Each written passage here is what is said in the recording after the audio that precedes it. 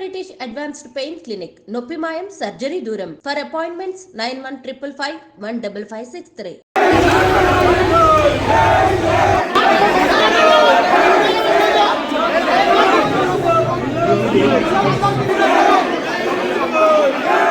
గత 2 నెలల నుంచి అనుకోవచ్చు శ్రీ చైతన్య కావచ్చు లేదంటే నారాయణ కాలేజ్లో ఏదో ఒక ఇష్యూ బయటకు వస్తూనే ఉంది. పిల్లలు ఆందోళన చేస్తూనే ఉన్నారు. ఐదర్ అక్కడ ఉన్నటువంటి వసతులు బాలేవని, లెక్చరర్స్ మమ్మల్ని ఇబ్బంది పెడుతున్నారని, లేదంటే ఈ మధ్య కాలంలో చాలా అంటే చాలా ఆత్మహత్యలు పిల్లలు చేసుకుంటున్న పరిస్థితి అయితే కనిపిస్తోంది. అండ్ వాళ్ళు ఆత్మహత్య చేసుకుంటే యాజమాన్యం ఆ పిల్లల మీద నెట్టేసే ప్రయత్నం చేస్తుంది. అంటే ఏదో ఒత్తిడిలో ఉన్నాడో లేకపోతే ఇంకేదో అయ్యో చనిపోయాడు తప్పించి మా వల్ల కాదు, మా యాజమాన్యం తప్పు లేదు అనేటువంటిది చెప్పే ప్రయత్నం అయితే చేస్తోంది. ఇప్పుడు శ్రీ చైతన్య మదీనాగూడలో ఉన్నటువంటి బ్రాంచ్ ఎక్కడైతే ఉందో సో ఆ బ్రాంచ్లో నిన్న ఈ ఓన్లీ కేవలం ఆడపిల్లలు ఉన్నటువంటి బ్రాంచ్ ఇది. మియాపూర్ మదీనాగూడలో ఉన్నటువంటి శ్రీ చైతన్య కాలేజ్లో మొత్తం ఆడపిల్లల సంఖ్య, అక్కడ చదువుతున్న వాళ్ళ సంఖ్య 1500 ఉంటే టోటల్గా మొత్తంగా 1200 మంది విద్యార్థులు వాళ్ళ తల్లిదండ్రులను పిలిపించుకొని ఇంటికి వెళ్ళిపోయారు భయంతో.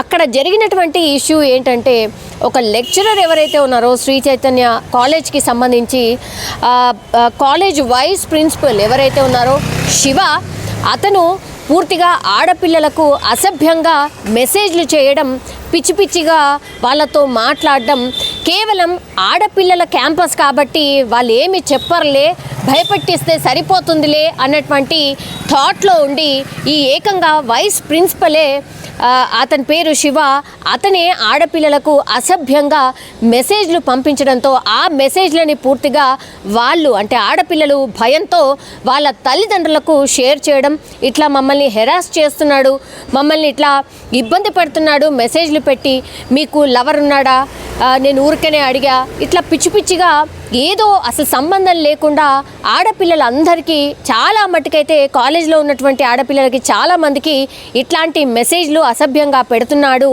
అనేటువంటిది ఆ పిల్లలు పూర్తిగా వాళ్ళ తల్లిదండ్రులకు చెప్పడం జరిగింది. తల్లిదండ్రులు వచ్చి ఈ యాజమాన్యాన్ని అడిగినప్పుడు కూడా మా దగ్గర అసలు అట్లాంటిది ఏమీ జరగట్లేదు, కంప్లీట్లీ జస్ట్ ఆరోపణలు మాత్రమే చేస్తున్నారు, ఈ మధ్య కాలంలో ఈ శ్రీ చైతన్య కాలేజ్ ఇమేజ్ని డ్యామేజ్ చేసే ప్రయత్నం ఒకటి జరుగుతోంది అంటూ యాజమాన్యం సర్ది చెప్పే ప్రయత్నం అయితే చేస్తోంది. అట్లాగే ఈ వైస్ ప్రిన్సిపల్ ఎవరైతే శివ ఉన్నాడో ఆయన చేసినటువంటి మెసేజ్లు తల్లిదండ్రులు యాజమాన్యానికి చూపించినప్పటికీ కూడా వాళ్ళు ససేమిరా అంటున్నారు. ఏదో కావాలనే ఇట్లా ఆడపిల్లలే వాళ్ళే అటు నుంచి మెసేజ్ చేస్తే ఈయన అట్లా రెస్పాండ్ అయినట్టున్నాడు, అంతేగాని అసలు ఆయన చాలా మంచివాడు, అసలు మా క్యాంపస్లో అట్లాంటివి ఇబ్బందులు ఏమీ లేదు, ఆడపిల్లల క్యాంపస్ కాబట్టి మేము చాలా జాగ్రత్తగా ఉంటాము అనేటువంటిది పూర్తిగా శ్రీ చైతన్య యాజమాన్యం తరఫున ఆ యాజమాన్యంకి సంబంధించిన వాళ్ళు చెప్పే ప్రయత్నం అయితే చేస్తున్నట్టు కనిపిస్తోంది. ఒకవైపేమో క్యాంపస్లో కనీస వసతులు ఉండవు.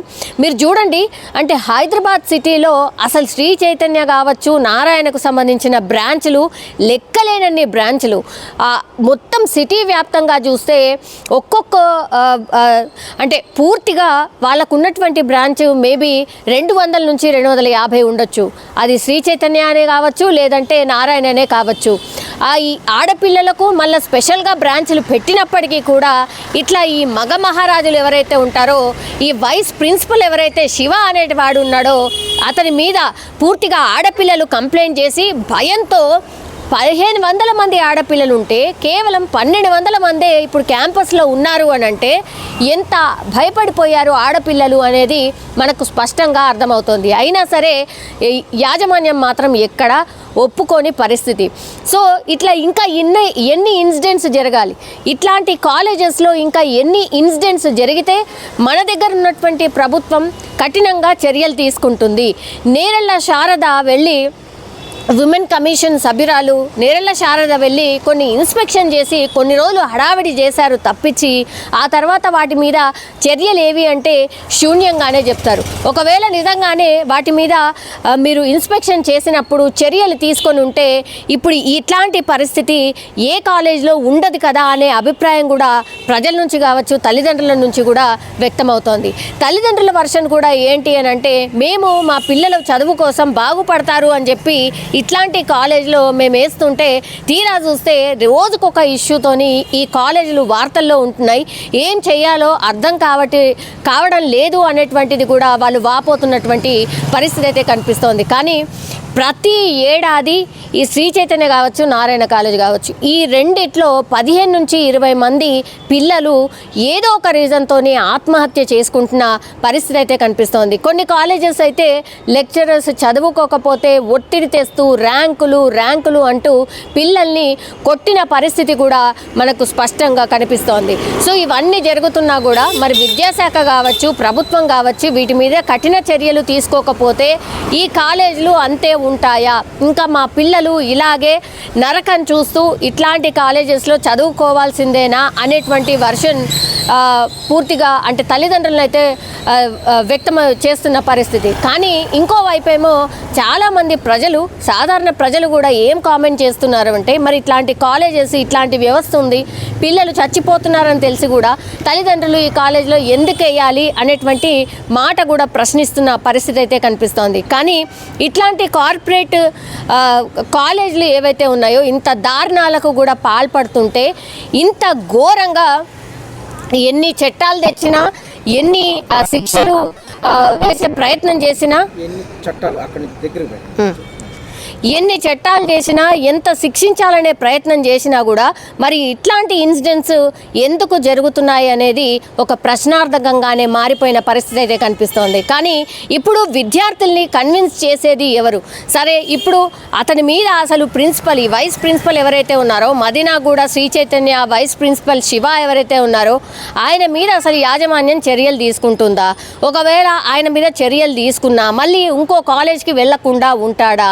ఇట్లాంటి పిచ్చి పనులు చేయకుండా ఉంటాడా అని అంటే అది కూడా ప్రశ్నార్థకమే. మరి దీనికి సొల్యూషన్ ఏంటి అనేది అయితే తల్లిదండ్రులు అడుగుతున్న పరిస్థితి అయితే కనిపిస్తోంది. కానీ అక్కడున్న ఆడపిల్లలు ఎవరైతే ఇవన్నీ చూసిన తర్వాత మేము ఆ కాలేజ్కి వెళ్ళమని ఆడపిల్లలు రోధిస్తున్న పరిస్థితి అయితే కనిపిస్తోంది.